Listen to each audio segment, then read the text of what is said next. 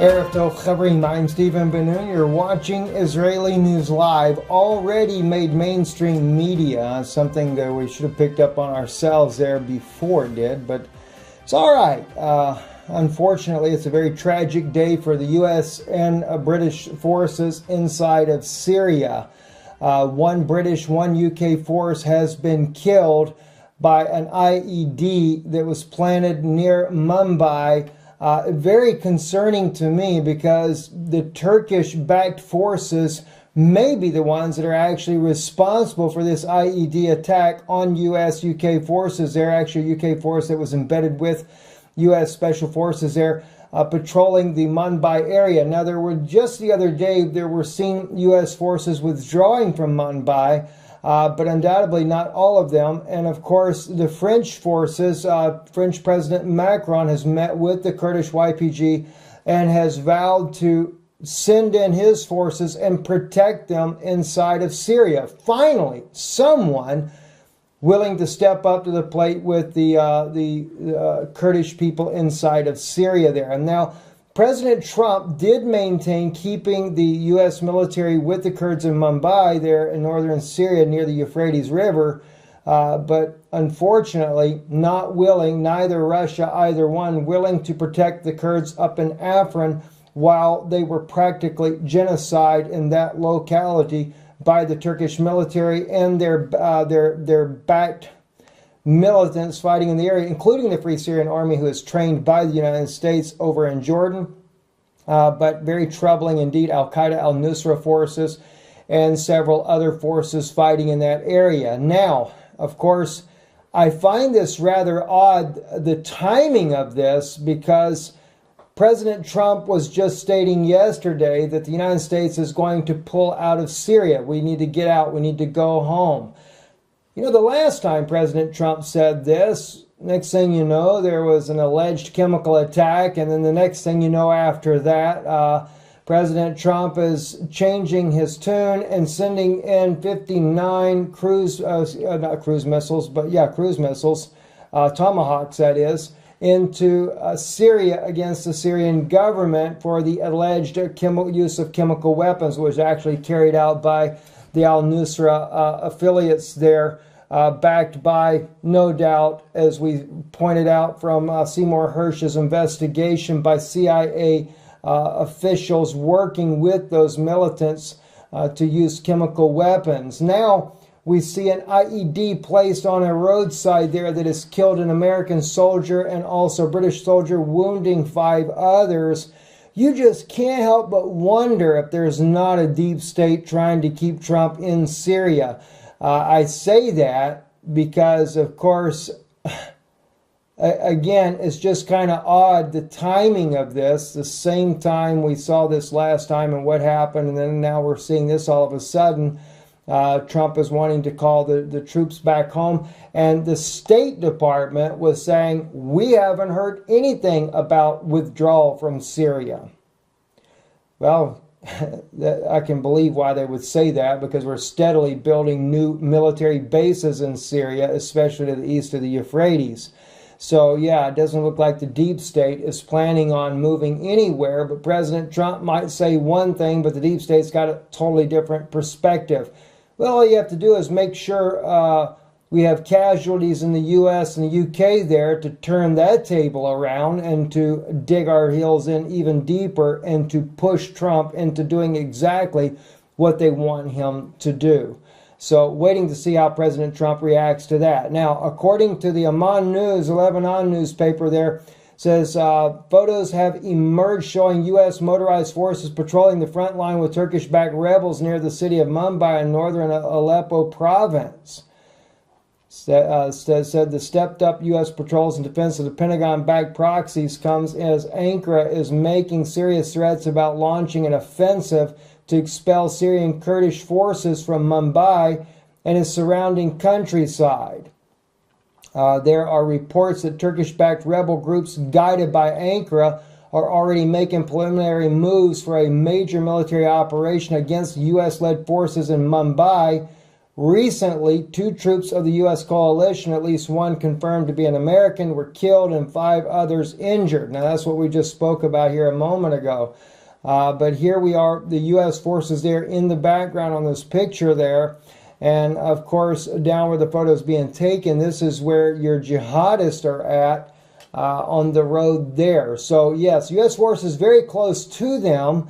And so that kind of makes me wonder if Turkish-backed forces didn't actually plant the IED device. And if the deep state's involved, you have to remember the CIA has very close ties to the United States.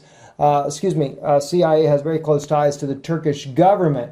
You know, speaking of that, there is one particular article here. Let me see if this is the one here. No, that's not the one I'm looking. Here we go, right here. From the Duran, killed in Turkey, no investigation 2 years after suspicious death of American journalist Serena Shem. This is the lady that actually busted the rat line by the CIA working with the Turkish government. It says here the unbelievable tiny company is, although all signs point to foul play, indeed murdered by Turkish intelligence. Until now, the U.S. government has neither conducted nor demanded an inquiry into the events of the alleged car accident, which Turkish officials say was the cause of Shem's death, let alone offer condolences to the family. Serena Shem was at the time reporting on Ayn al-Arab Kobani from the Turkish side. She was, in her own words, one of the first, if not the first, on the ground to report on Takfiri militants going in through the Turkish borders. These include not only ISIS, but also terrorists from the so-called Free Syrian Army. And Shem's sister, Fatemeh Shem, stated in 2015 she caught them bringing in ISIS high-ranked members in Syria from Turkey into camps which are supposed to be Syrian refugee camps. Serena Shem's January 2013 exposed Turkey's pivotal role in Syria's insurgency. Press TV report from the Inside Turkey showed footage of what she estimated to be 300 semi-trucks awaiting militants to empty them out, including the testimony explaining how Turkey enables the crossing of foreign terrorists freely into Syria. Spoke of the funneling of arms via the Incirlik U.S. air base in Turkey to terrorists in refugee camps or on through to Syria, and highlighted the issue of terrorist training camps portrayed as refugee camps guarded by the Turkish military. Shem named the World Food Organization as the NGOs whose trucks were being used to funnel terrorist arms into Syria, and stated this is her last interview just one day before being killed. Notably, in that interview, she also explicitly stated that she feared for her life because the Turkish intelligence had accused her of being a spy, she told the Press TV. Unfortunately, this gallant woman who was brave enough to tell the world, an American, no doubt, was willing to tell just how deep and how sinister this plot was going. No doubt Seymour Hersh indebted to her courageous work, as well as many other journalists, for being able to help bring out the truth about what really has been going on with U.S.-backed operatives there working with the Turkish government, even the Incirlik air base being used for terrorists. No wonder why they wanted to silence her. What a brave woman. God bless her soul, and may she be rewarded for being honest and true. Going back to what we were speaking about earlier, though, also Turkey says France could become a target of Turkey in Syria if Macron deploys soldiers to Mumbai. Senior Turkish officials said on Friday that French pledged to help stabilize the region of northern Syria controlled by Kurdish dominant forces amounted to support for terrorism and could make France a target of Turkey. Very troubling.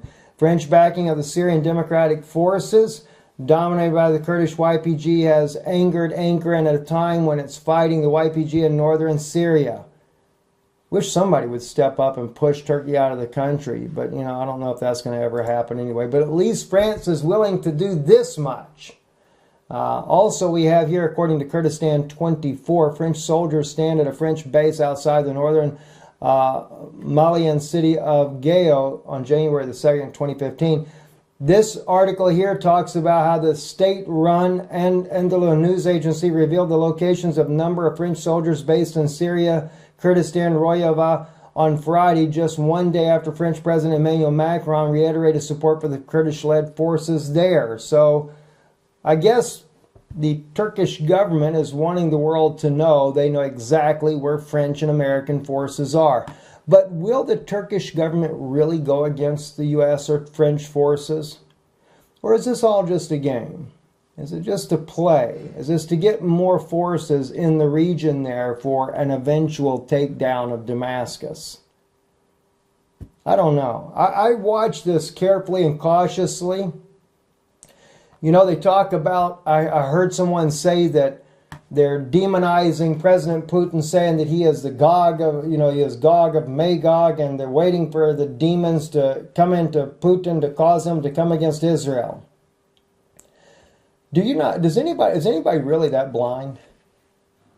I mean, here you have a man that professes Jesus Christ as his Messiah, that has a good relationship with Israel, trying to fight for the freedom of the Syrian people, which is for the very mothers of Israel, the matriarchs of Israel.